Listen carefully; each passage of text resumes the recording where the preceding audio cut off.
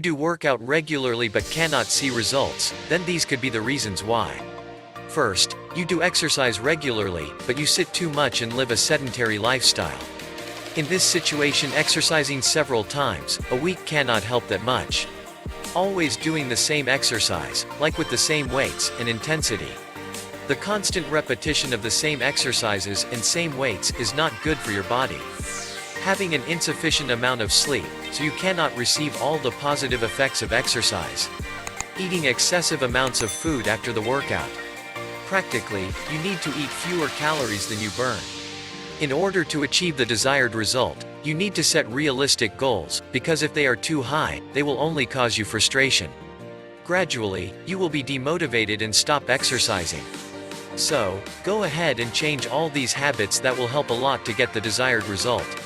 Thank you, and stay tuned with us. If you liked the video, give it a thumbs up and share it with your friends. For more recipes and tips, subscribe to the channel.